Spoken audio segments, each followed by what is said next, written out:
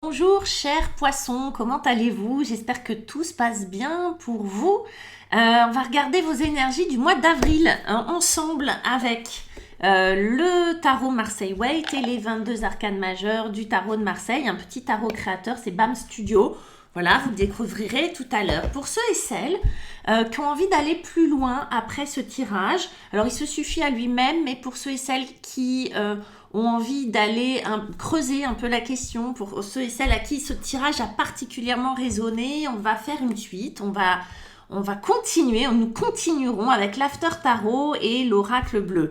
Cette extension, cette suite, elle est disponible juste en bas de la vidéo. Il y a un lien qui s'appelle Gumroad, vous allez voir poisson-avril, c'est payant, c'est 6 € je crois, c'est pas très cher, je mets pas de publicité, mais voilà, pour ceux et celles que ça intéresse, c'est disponible. Sinon, on y va, nous, tous ensemble, là, tout de suite, maintenant, avec le tarot de Marseille Waite. Pareil, ceux qui veulent des consultations, j'ai l'agenda qui se remplit, mais il y a toujours des disponibilités, surtout s'il y a des urgences. Alors, parfois, on me dit, ouais, il y a une urgence. Bon, en visio, par téléphone ou en cabinet, vous avez de quoi me contacter. Vous avez mon site internet. N'hésitez pas à m'envoyer un message. Mes petits poissons. Le tarot a l'air très discipliné, donc tout va bien. Dans la posture, dans la position de ce que vous voulez, on a un 3 de bâton. Ça, c'est l'énergie de départ. C'est ce que vous voulez, c'est ce qui va vous animer. Ça va être votre objectif. Un valet d'épée qui se place en défi pour vous. Bon, qu'est-ce qu'il vous veut celui-là? En conseil, wow, arcane majeur, une très belle roue de fortune. Très bien. Et puis, pour finir, qu'est-ce que l'on a? Encore du bâton. Et là, c'est un autre valet. Beaucoup de valets, du coup. Un valet de bâton. Magnifique. Avec les arcanes majeurs. Avec les arcanes majeurs et ce 3 de bâton. Qu'est-ce qu'on vous propose, mes petits poissons? Eh bien, on vous propose l'ermite, tout simplement. Hop là. Vous voyez, c'est un beau cactus comme ça, dans le soleil. L'ermite. Avec le valet d'épée, ben, ça va être un pape. Ok. Y aurait-il des petites dissonances spirituelles, les poissons, là, chez vous? On va aller voir la force qui vient accompagner cette roue de fortune. Et puis, avec notre valet de bâton, qu'est-ce qu'on nous donne? On nous donne la justice, tout simplement. Allez, on va aller voir ce que tout ça signifie, parce que comme ça, on est encore dans le flou et c'est bien normal. Un 3 de bâton, c'est votre énergie de départ, c'est ce que vous voulez, c'est ce qui va vous animer. Vous allez être ce personnage, ce 3 de bâton, un personnage qui regarde l'horizon. Un personnage qui se dit dans sa tête « next ». Allez, qu'est-ce qu'on fait maintenant? Vous voyez, c'est un peu ça l'énergie, c'est qu'est-ce qu'on fait maintenant? Il y a une grande réflexion avec ce 3 de bâton, c'est pas juste un 3 de bâton, là il y a une vraie réflexion sur ce mois d'avril pour vous, de d'où je viens, où je suis et où je vais. Il y a presque comme une ligne du temps qui se dessine. Une ligne de temps, c'est-à-dire comment je place les événements de ma vie, et où est-ce que j'ai envie de placer les événements de ma vie future? Où est-ce que je me positionne dans ma vie?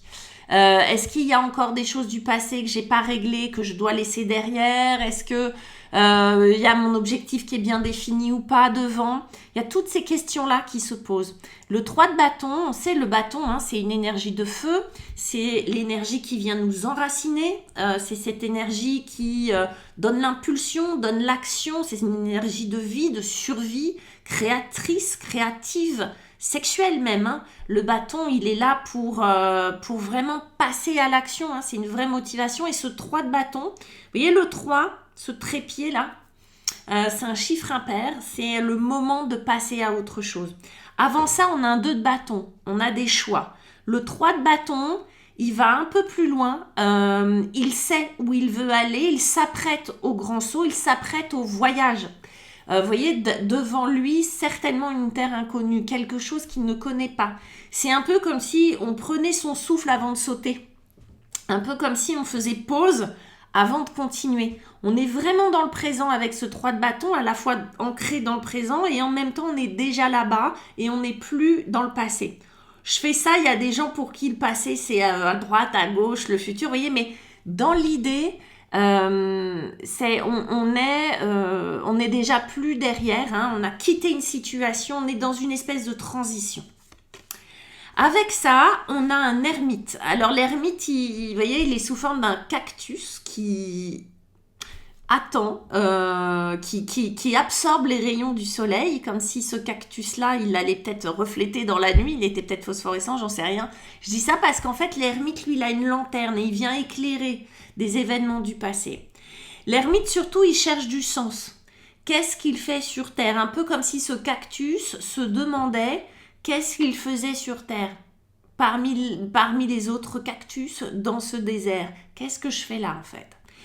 L'idée de ce point de départ, là, chez vous, les poissons, c'est que sur ce mois d'avril, vous allez vous demander quel est le sens peut-être de la vie, quel est le sens des choses, quel sens vous avez envie de donner à votre avenir, sachant que vous allez évidemment, là, avec cette ermite et ce 3 de bâton, vous appuyer sur les expériences du passé pour pouvoir vous déterminer dans l'avenir. D'accord?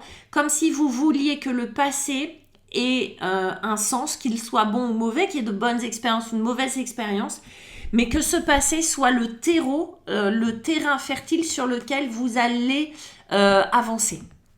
C'est beau, c'est-à-dire qu'on est à la fois dans une question existentielle, on est dans une espèce de prise de risque vis-à-vis de l'avenir, il y a une espèce de sagesse derrière, vous avez envie d'avancer, pas n'importe comment, c'est comme si vous aviez envie d'avancer de manière intelligente, en tout cas en faisant du sens pour vous, voyez, que cet avenir résonne avec le passé.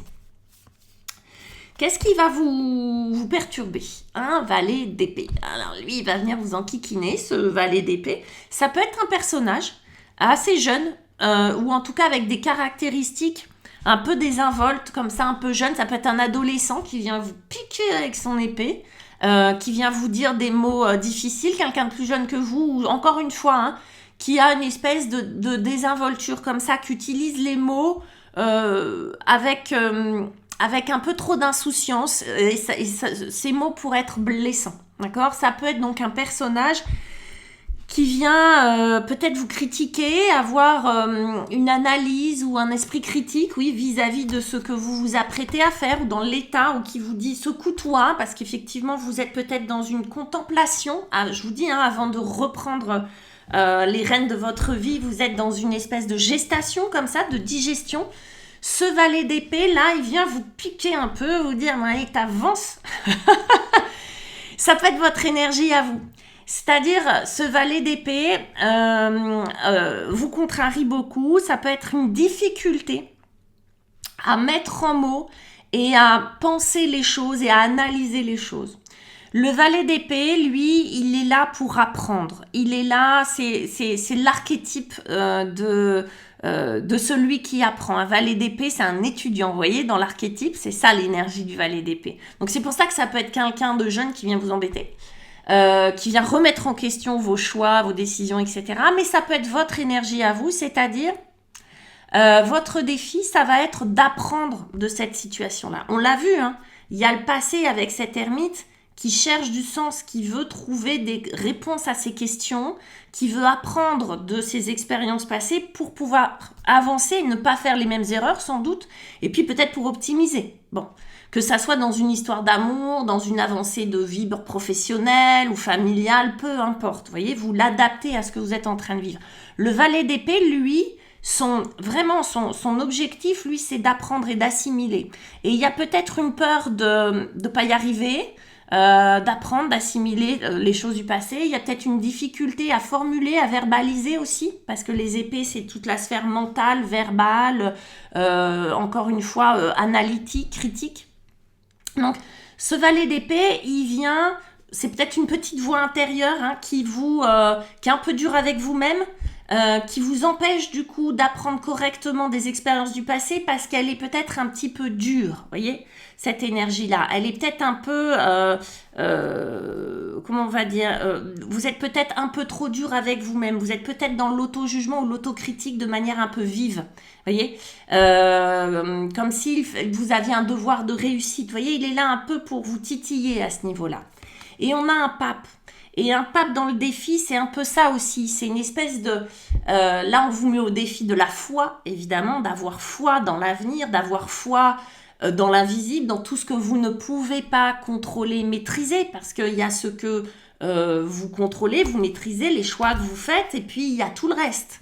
Et on s'aperçoit que si on fait le point là-dessus, ben, ce qui dépend de nous, ben, c'est pas grand-chose par rapport à les milliards de possibilités que la vie peut nous offrir. Du coup, le pape, il vient vous mettre au défi sur cette question-là, la foi.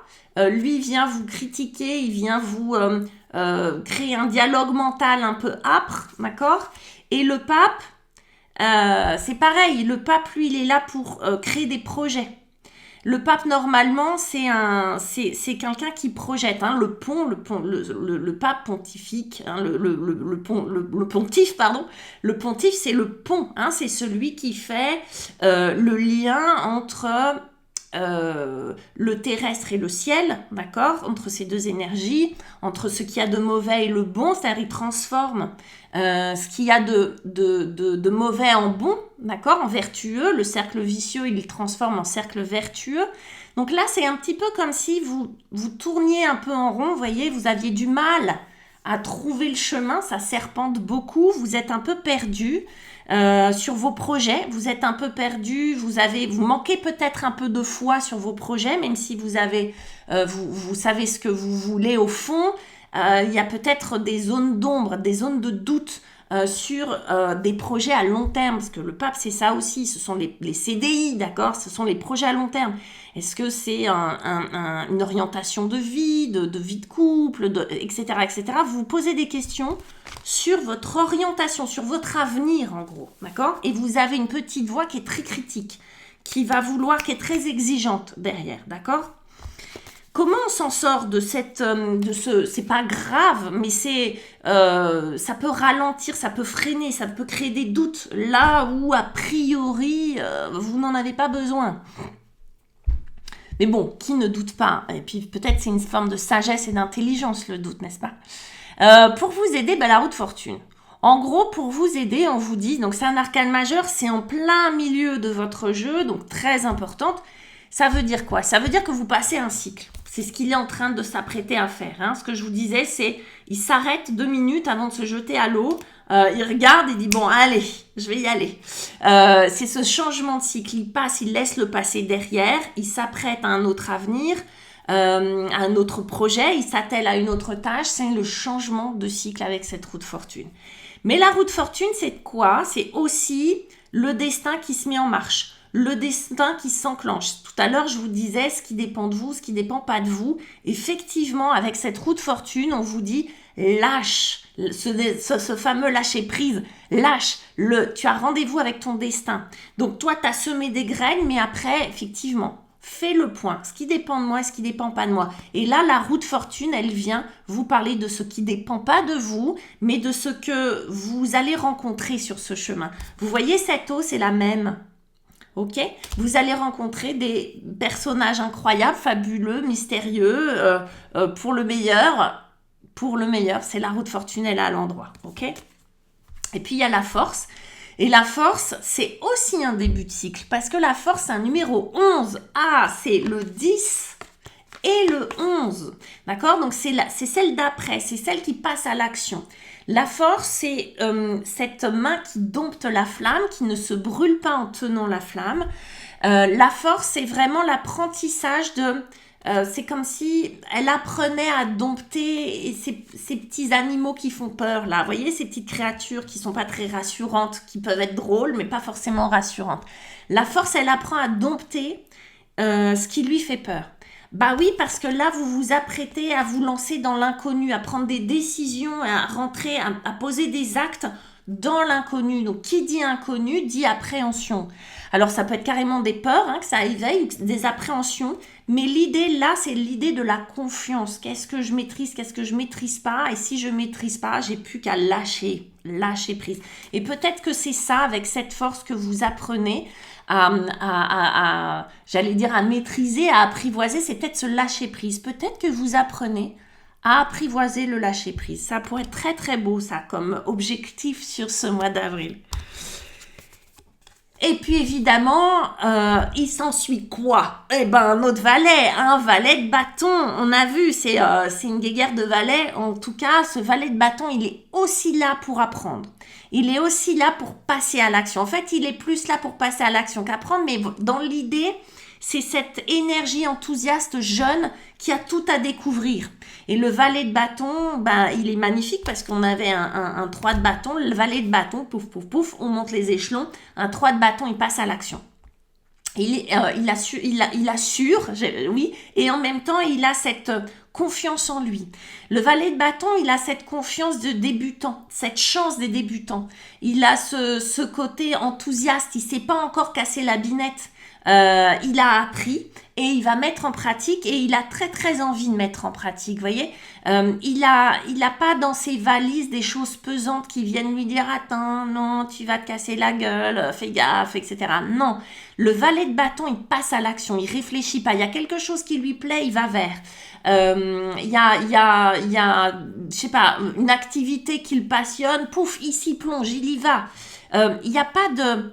Il n'y a pas de préjugés, il n'y a pas d'entrave, il n'y a pas de retenue avec ce valet de bâton, c'est que de l'action et que de l'enthousiasme. Et puis, il y a cette justice qui vient un peu contrebalancer cet esprit très j'y vais du valet de bâton. Mais cette justice, c'est sans doute un peu le pendant de l'ermite là-dessus. Elle vient poser l'équilibre, elle vient mettre de l'équilibre, elle vient faire ce qui est juste pour vous. En fait, j'ai l'impression qu'il y a une part de vous qui est peut-être rassurée, ce lâcher prise justement, apprivoiser le lâcher prise. On contrôle pas un lâcher prise, hein, sinon on devient fou, vous voyez, ce serait paradoxal. Mais on apprivoise cette capacité à prendre du recul. Cette justice, elle est là pour ça. Elle vous fait sortir de l'émotionnel, la justice, pour prendre du recul et pour peser le pour et le contre et faire ce qui est juste pour vous. Et quand on fait ce qui est juste pour soi, c'est-à-dire quand on est dans la justesse, eh bien, il y a forcément une espèce de lâcher parce qu'on s'aperçoit qu'on ne contrôle pas grand-chose, encore une fois. Donc, il y a à la fois cet enthousiasme de l'action qui est sans doute libéré du poids, du devoir de réussite. Ok, le valet de bâton, il s'impose pas ça. Hein, le valet de bâton, il s'impose pas la réussite absolue.